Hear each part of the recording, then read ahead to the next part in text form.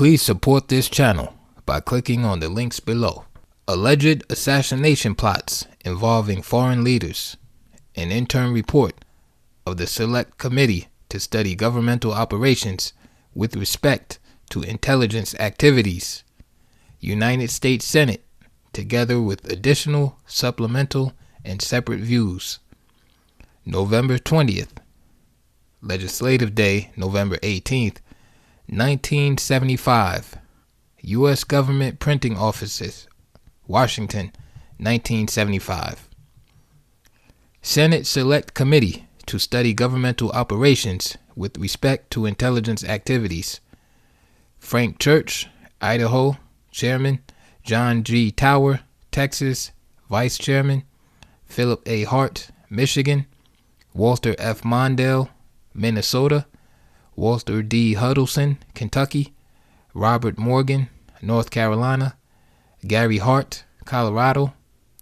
Howard H. Baker, Tennessee. Barry Goldwater, Arizona. Charles McMathias, Maryland. Richard S. Schweiker, Pennsylvania. William G. Miller, Staff Director. Frederick A. O. Schwartz, Jr., Chief Counsel. Curtis R. Smothers, Counsel to the Minority. Audrey Hattrey, Clerk of the Committee. Prologue. The events discussed in this interim report must be viewed in the context of United States policy and actions designed to counter the threat of spreading communism. Following the end of World War II, many nations in Eastern Europe and elsewhere fell under communist influence or control. The defeat of the Axis powers was accompanied by rapid disintegration of the Western colonial empires. The Second World War had no sooner ended than a new struggle began. The communist threat, emanating from what came to be called the Sino-Soviet bloc, led to a policy of containment intended to prevent further encroachment into the free world. United States strategy for conducting the Cold War called for the establishment of interlocking treaty arrangements and military bases throughout the world. Concern over the expansion of an aggressive communist monolith led the United States to fight two major wars in Asia. In addition, it was considered necessary to wage a relentless Cold War against communist expansion wherever it appeared in the back alleys of the world. This called for a full range of covert activities in response to the operations of communist clandestine services. The fear of communist expansion was particularly acute in the United States when Fidel Castro emerged as Cuba's leader in the late 1950s. His takeover was seen as the first significant penetration by the communists into the Western Hemisphere. United States leaders, including most members of Congress, called for vigorous action to stem the communist infection in this hemisphere. These policies rested on widespread popular support and encouragement. Throughout the period, the United States felt impelled to respond to threats which were, or seemed to be, skirmishes in a global Cold War against communism. Castro's Cuba raised the specter of a Soviet outpost at America's doorstep. Events in the Dominican Republic appeared to offer an additional opportunity for the Russians and their allies. The Congo, freed from Belgian rule, occupied the strategic center of the African continent, and the prospect of communist penetration there was viewed as a threat to American interest in emerging African nations. There was a great concern that a communist takeover in Indochina would have a domino effect throughout Asia. Even the election in 1970 of a Marxist president in Chile was seen by some as a threat similar to that of Castro's takeover in Cuba. The committee regards the unfortunate events dealt with in this interim report as an aberration, explainable, at least in part, but not justified by the pressures of the time. The committee believes that it is still in the national interest of the United States to help nations achieve self-determination and resist communist domination.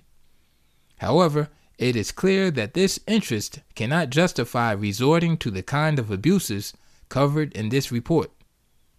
Indeed, the committee has resolved that steps must be taken to prevent those abuses from happening again. Introduction and summary. This interim report covers allegations of United States involvement in assassination plots against foreign political leaders. The report also examines certain other instances in which foreign political leaders in fact were killed and the United States was in some manner involved in activity leading up to the killing, but in which it would be incorrect to say that the purpose of United States involvement had been to encourage assassination. The evidence establishes that the United States was implicated in several assassination plots. The committee believes that, short of war, assassination is incompatible with American principles, international order, and morality. It should be rejected as a tool of foreign policy. Our inquiry also reveals serious problems with respect to United States involvement in coups directed against foreign governments. Some of these problems are addressed here on the basis of our investigation to date. Others we raise as questions to be answered after our investigation into covert action has been completed. We stress the interim nature of this report. In the course of the committee's continuing work, other alleged assassination plots may surface, and new evidence concerning the cases covered herein may come to light. However, it is the committee's view that these cases have been developed in sufficient detail to clarify the issues which are at the heart of the committee's mandate to recommend legislative and other reforms. Thorough treatment of the assassination question has lengthened the committee's schedule, but has greatly increased the committee's awareness of the hard issues it must face in the months ahead. These issues include problems of domestic and foreign intelligence collection, counterintelligence, foreign covert operations, mechanisms of command and control, and assessment of the effectiveness of the total United States intelligence effort. The committee intends, nevertheless, to complete by February 1976 its main job of undertaking the first comprehensive review of the intelligence community. A. Committee's mandate. Senate Resolution 21 instructs the committee to investigate the full range of governmental intelligence activities and the extent, if any, to which such activities were illegal, improper, or unethical. In addition to that broad general mandate, the committee is required to investigate, study, and make recommendations concerning various specific matters, several of which relate to the assassination issue. Although the Rockefeller Commission initiated an inquiry into reported assassination plots, the commission declared it was unable, for a variety of reasons, to complete its inquiry. At the direction of the President, the executive branch turned over to the Select Committee the work the commission had done, along with certain other documents relating to assassination. B. Committee decision to make report public. This report raises important questions of national policy. We believe that the public is entitled to know what instrumentalities of their government have done. Footnote: when the name of a participant in the plot did not add to the presentation and its inclusion may have placed in jeopardy his life or livelihood, the committee on occasion resorted on balance to the use of an alias or a general description of the individual or his position. End of footnote. Further, our recommendations can only be judged in the light of the factual record. Therefore, this interim report should be made public. The committee believes the truth about the assassination allegations should be told because democracy depends upon a well-informed electorate. We reject any contention that the facts disclosed in this report should be kept secret because they are embarrassing to the United States. Despite the temporary injury to our national reputation, the committee believes that foreign peoples will, upon sober reflection, respect the United States more for keeping faith with its democratic ideal than they will condemn us for the misconduct revealed. We doubt that any other country would have the courage to make such disclosures. The fact that portions of the story have already been made public only accentuates the need for full disclosure. Innuendo and misleading partial disclosures are not fair to the individuals involved, nor are they a responsible way to lay the groundwork for informed public policy judgments. C. Scope of committee's investigation. Investigating the assassination issue has been an unpleasant duty, but one that the committee had to meet. The committee has compiled a massive record in the months that the inquiry has been underway. The record comprises over 8,000 pages of sworn testimony taken from over 75 witnesses during 60 hearing days and numerous staff interviews. The documents which the committee has obtained include raw files from agencies and departments, the White House, and the presidential libraries of the administrations of former presidents Dwight Eisenhower, John Kennedy, and Lyndon Johnson. Footnote: the committee has served both general and specific document requests upon the executive branch. The administration represented to the committee that it has been produced all the relevant documents. End of footnote. We have obtained two types of evidence. First, evidence relating to the general setting in which the events occurred, the national policy of the time, and the normal operating procedures, including channels of command and control. And second, evidence relating to the specific events. A Senate committee is not a court. It looks to the past, not to determine guilt or innocence, but in order to make recommendations for the future. When we found the evidence to be ambiguous, as we did on some issues, we have set out both sides in order that the evidence may speak for itself.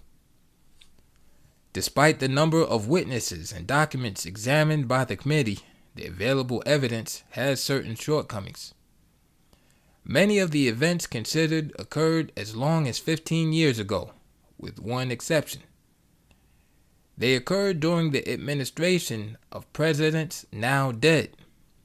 Other high officials whose testimony might have shed additional light on the thorny issues of authorization and control are also dead. Moreover, with the passage of time, the memories of those still alive have dimmed. The committee has often faced the difficult task of distinguishing refreshed recollection from speculation. In many instances, witnesses were unable to testify from independent recollection and had to rely on documents contemporaneous with the events to refresh their recollections. While informed speculation is of some assistance, it can only be assigned limited weight in judging specific events. Although assassination is not a subject on which one would expect many records or documents to be made or retained, there were, in fact, more relevant contemporaneous documents than expected. In addition, in 1967, the Central Intelligence Agency had made an internal study of the Castro, Trujillo, and Diem assassination allegations. Footnote: those studies were made at the direction of CIA Director Richard Helms to provide him with information to answer questions from President Johnson. The president's questions concerning Castro were provoked by a Drew Pearson newspaper column in March 1967. The column alleged that the CIA had attempted to kill Castro using the mafia. The president also asked Helms for information concerning possible United States involvement in the assassinations of Trujillo and Diem. End of footnote. That study was quite useful. particularly in suggesting leads for uncovering the story of the actual assassination activity. Unfortunately, the working papers relating to that investigation were destroyed upon the completion of the report pursuant to instructions from CIA Director Richard Helms. Memorandum for the record 5/23/67. These notes were destroyed because of their sensitivity and because the information they contained had already been incorporated into the report. In fairness to Director Helms, it should be added, however, that he was responsible for requesting the preparation of the Inspector General's report and for preserving the report. Some ambiguities in the evidence result from the practice of concealing CIA covert operations from the world and performing them in such a way that, if discovered, the role of the United States could be plausibly denied. An extension of the doctrine of plausible deniability had the result that communications between the agency and high administration officials were often convoluted and imprecise. Footnote: for a full discussion of this doctrine, see pages 11 and 12. End of footnote. The evidence contains sharp conflicts, some of which relate to basic facts. But the most important conflicts relate not so much to basic facts as to differing perceptions and opinions based upon relatively undisputed facts. With respect to both kinds of conflicts, the committee has attempted to set forth the evidence extensively so that it may speak for itself, and in our section on findings and conclusions, we suggest resolutions for some of the conflicts. However, because the committee's main task is to find lessons for the future, resolving conflicts in the evidence may be less important than making certain that the system which produced the ambiguities is corrected. D. Summary of findings and conclusions. 1. The questions presented. The committee sought to answer 4 broad questions. Assassination plots. Did United States officials instigate, attempt, aid and abet, or acquiesce in plots to assassinate foreign leaders? Involvement in other killings. Did United States officials assist foreign dissidents in a way which significantly contributed to the killing of foreign leaders? Authorization. Where there was involvement by United States officials in assassination plots or other killings, were such activities authorized, and if so, at what levels of our government? Communication and control. Even if not authorized in fact, were the assassination activities perceived by those involved to be within the scope of their lawful authority? If they were so perceived, was there inadequate control exercised by higher authorities over the agencies to prevent such misinterpretation? 2. Summary of findings and conclusions on the plots. The committee investigated alleged United States involvement in assassination plots in 5 foreign countries. Footnote: in addition to the plots discussed in the body of this report, the committee received some evidence of CIA involvement in plans to assassinate President Sukarno of Indonesia and Papa Doc Duvalier of Haiti. Former Deputy Director for Plans Richard Bissell testified that the assassination of Sukarno had been contemplated by the CIA, but that planning had proceeded no further than identifying an asset whom it was believed might be recruited to kill Sukarno.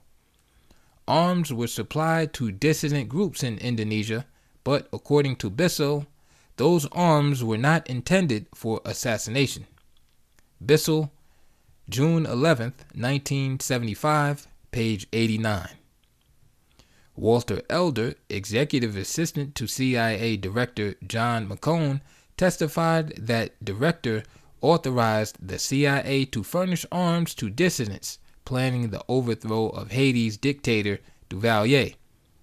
Elder told the committee that while the assassination of Duvalier was not contemplated by the CIA, the arms were furnished, quote, to help the dissidents take what measures were deemed necessary to replace the government, end quote. And it was realized that Duvalier might be killed in the course of the overthrow. Elder, August 13th, 1975, page 79. End of footnote. The committee investigated alleged United States involvement in assassination plots in 5 foreign countries. Country: Cuba, Fidel Castro. Congo, or Zaire, Patrice Lumumba. Dominican Republic, Rafael Trujillo. Chile, General Rene Schneider. South Vietnam, Ngo Dien Diem. Footnote: assassination plots against the Cuban leadership sometimes contemplated action against Raul Castro and Che Guevara. In South Vietnam, Diem's brother Ngo Dien Nhu was killed at the same time as Diem. End of footnote. The evidence concerning each alleged assassination can be summarized as follows.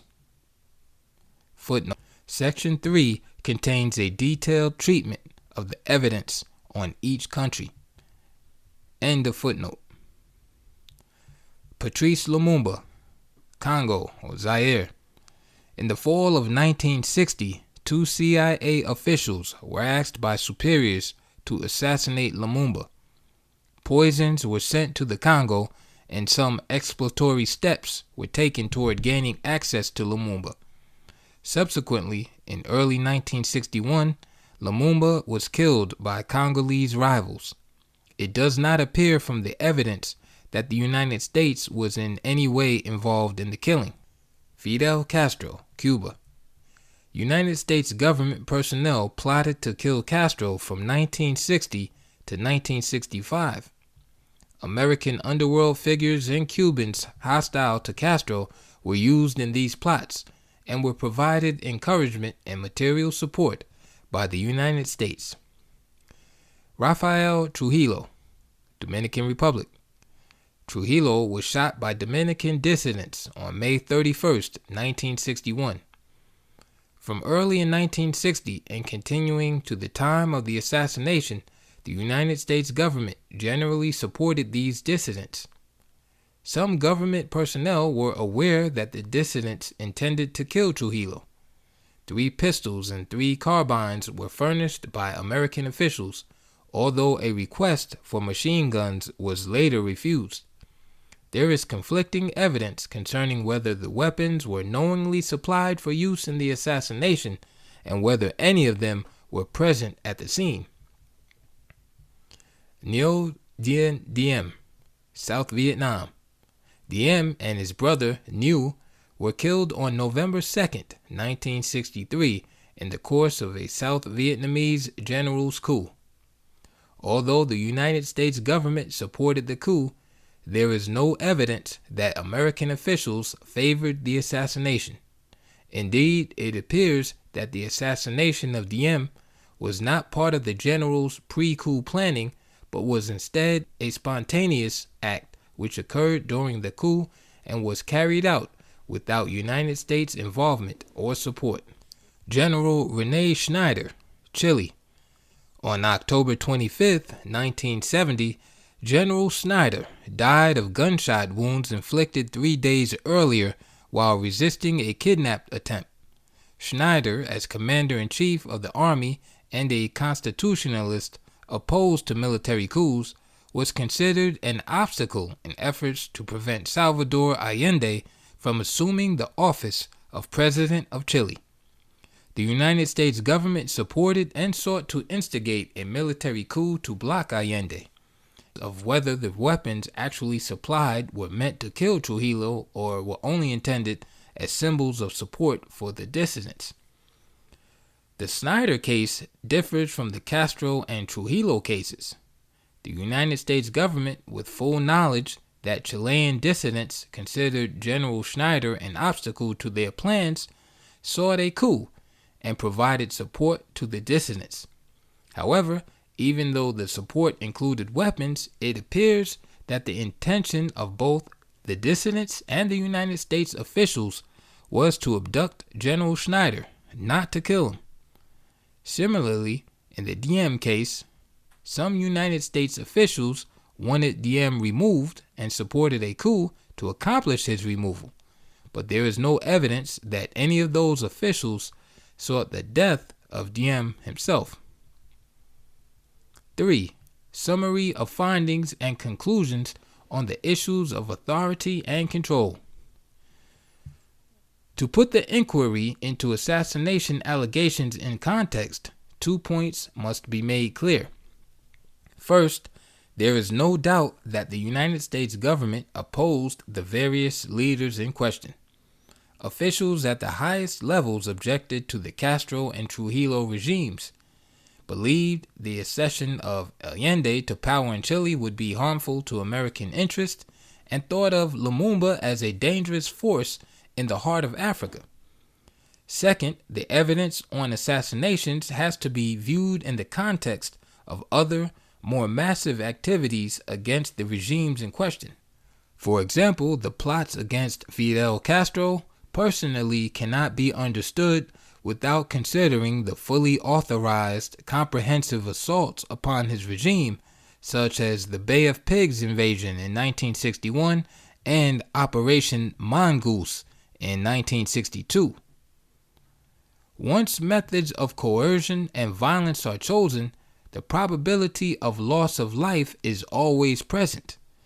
There is, however, a significant difference between a cold-blooded, targeted, intentional killing of an individual foreign leader and other forms of intervening in the affairs of foreign nations.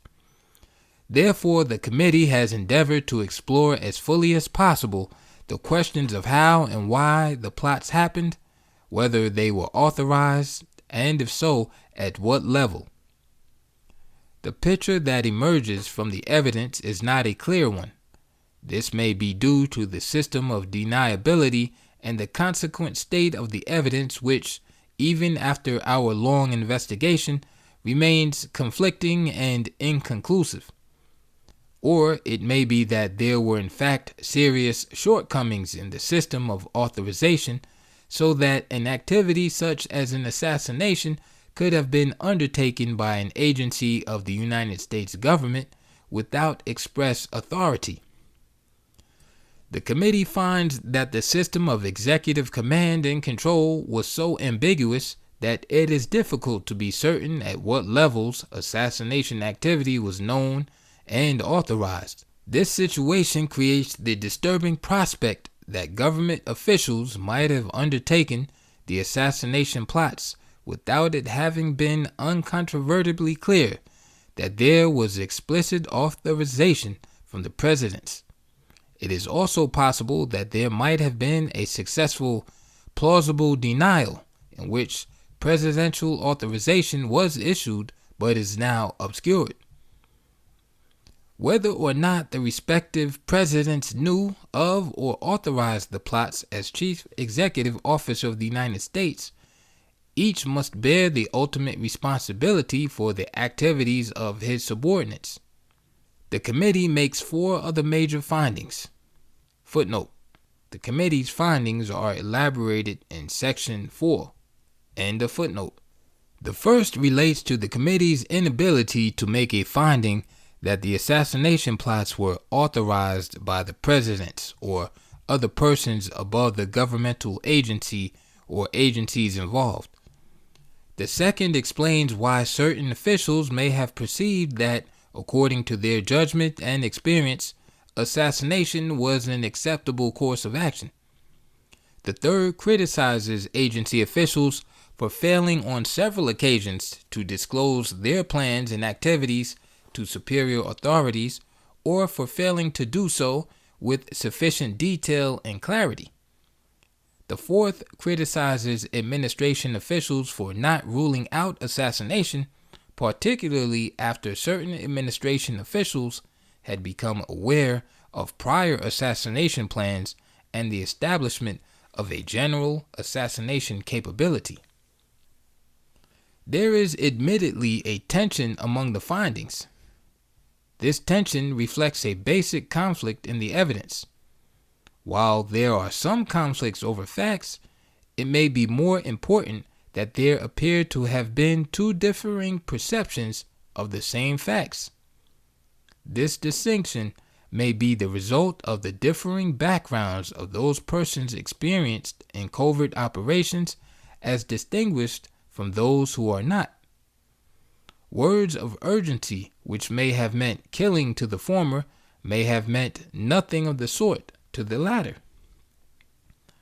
While we are critical of certain individual actions, the committee is also mindful of the inherent problems in a system which relies on secrecy, compartmentation, circumlocution, and the avoidance of clear responsibility. This system creates the risk of confusion and rashness in the very areas where clarity and sober judgment are most necessary. Hence, before reviewing the evidence relating to the cases, we briefly deal with the general subject of covert action. Section 2. Covert action as a vehicle for foreign policy implementation. Covert action is activity which is meant to further the sponsoring nation's foreign policy objectives and to be concealed in order to permit that nation to plausibly deny responsibility. The National Security Act of 1947, footnote, Penal Law, Chapter 80 to 253, end of footnote, which established the Central Intelligence Agency, did not include specific authority for covert operations. However, it created the National Security Council and gave that body authority to direct the CIA to perform such other functions and duties related to intelligence affecting the national security as the National Security Council may from time to time direct. At its first meeting in December 1947, the NSC issued a top-secret directive granting the CIA authority to conduct covert operations. From 1955 to 1970, the basic authority for covert operations was a directive of the National Security Council, NSC 5412-2. Footnote.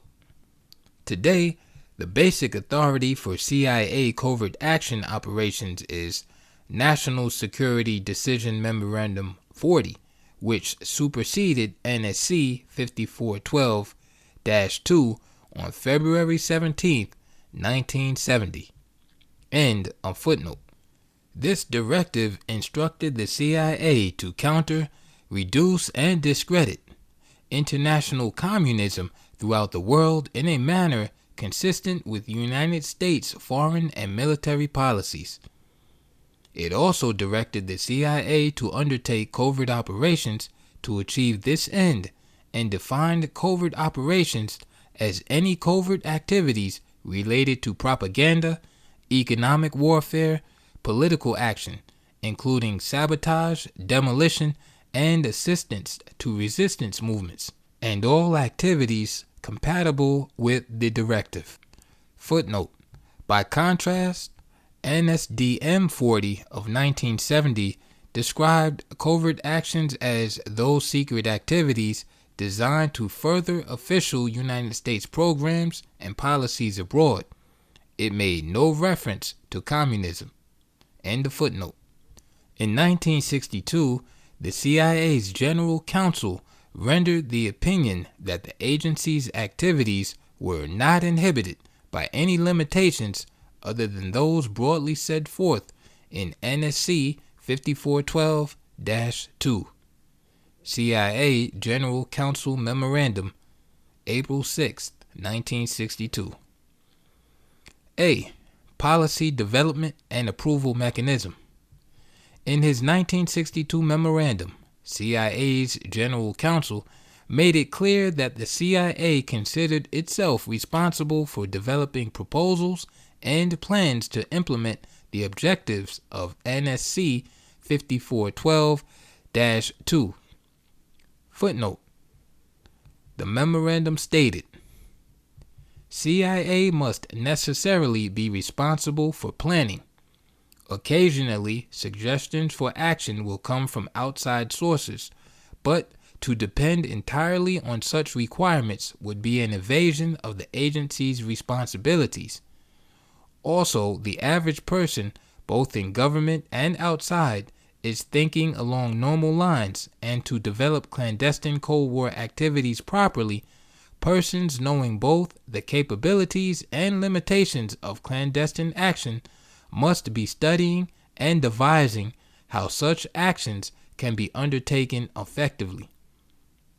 With respect to policy approval, the General Counsel said, both in developing ideas or plans for action, it is incumbent upon the agency to obtain necessary policy approval, and for this purpose, these matters should be explored with proper officials in other departments and agencies, particularly in the Departments of State and Defense, so the determination can be made as to whether any one proposal should go to the special group or higher for policy determination. End of footnote. The memorandum also stated that even in developing ideas or plans, it was incumbent on the agency not only to coordinate with other executive departments and agencies, but also to obtain necessary policy approval. The committee has been faced with determining whether CIA officials thought it was necessary to obtain express approval for assassination plans, and if so, whether such approval was in fact either sought or granted. Beginning in 1955, the responsibility for authorizing CIA covert action operations lay with the Special Group, a subcommittee of the National Security Council, composed of the President's Assistant for National Security Affairs, the Director of Central Intelligence, the Deputy Secretary of Defense, and the Undersecretary of State for Political Affairs. Today, this group is known as the 40 Committee, and its membership has been expanded to include the Chairman of the Joint Chiefs of Staff. During 1962, another NSC subcommittee was established to oversee covert operations in Cuba. This subcommittee was the Special Group, augmented. Its membership included the Special Group, the Attorney General, and certain other high officials. In exercising control over covert operations, the Special Group was charged with considering the objectives of proposed activities, determining whether the activities would accomplish the objectives, assessing the likelihood of success, and deciding whether the activities would be proper and in the national interest. The chairman of the Special Group was usually responsible for determining which projects required presidential consideration and for keeping him abreast of developments. Authorization procedures, however, have not always been clear and tidy, nor have they always been followed. Prior to 1955, there were few formal procedures. Procedures from 1955 through 1963 were characterized in an internal CIA memorandum as somewhat cloudy and based on value judgments by the DCI. Memorandum for the Record, CCAPEG, Policy Coordination of CIA's Covert Action Operations, February 21st, 1967. The existence of formal procedures for planning and implementing covert actions does not necessarily rule out the possibility that other, more informal procedures might be used. The granting of authority to an executive agency to plan covert action does not preempt presidential authority to develop and mandate foreign policy.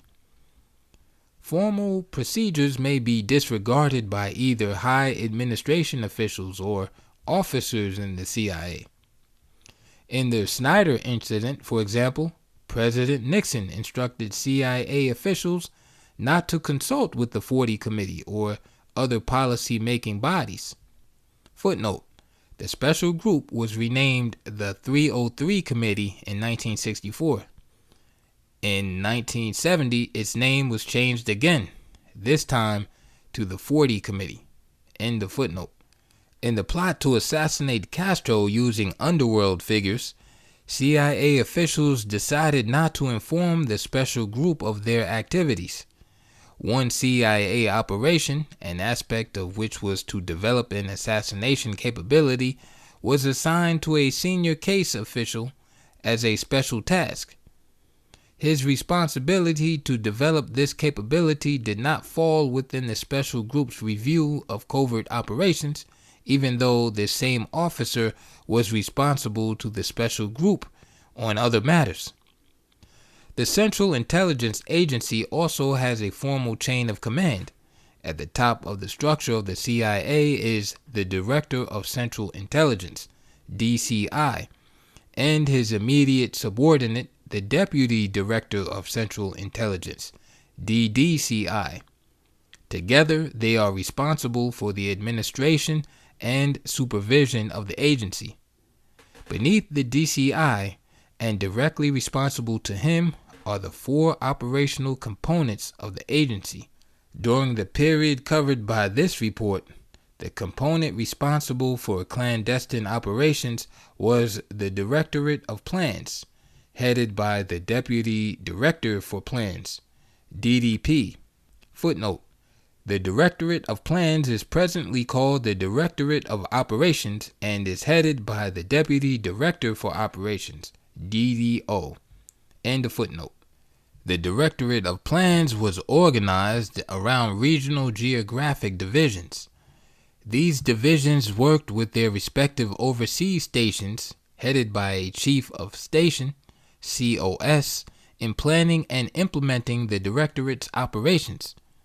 The divisions which played a part in the events considered in this report were the Western Hemisphere Division, WH, which was responsible for Latin America, the African Division, AF, and the Far Eastern Division, FE. In addition to the regional divisions, the Directorate of Plans also included 3 staff-level units which provided some oversight and coordination of division projects. The staff units had no approval authority over the divisions. However, they could criticize and suggest modifications of projects sponsored by divisions. These 3 staffs were Foreign Intelligence, Counterintelligence, and Covert Action. When functioning in accordance with stated organizational procedures, the Directorate of Plans operated under a graduated approval process. Individual project proposals generally originated either from the field stations or from the divisions and were approved at varying levels within the Directorate, depending on the estimated cost and risk of the operation. Low-cost, low-risk projects could be approved at the Deputy Director for Plans level. Extremely high-cost, high-risk projects required the approval of the DCI.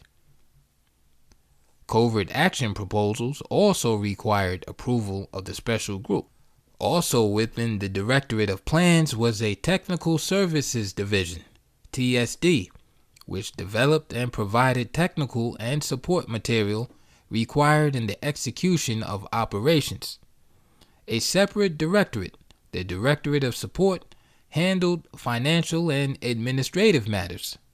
The Office of Security, a component of the Directorate of Support, was largely responsible for providing protection for clandestine installations and, as discussed at length in the Castro study, was occasionally called on for operational assistance. B. The concept of plausible denial. Non-attribution to the United States for covert operations was the original and principal purpose of the so-called doctrine of plausible denial.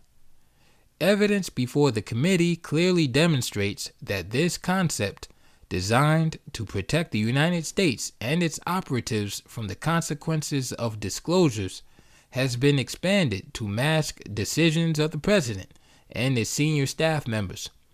A further consequence of the expansion of this doctrine is that subordinates, in an effort to permit their superiors to plausibly deny operations, fail to fully inform them about those operations.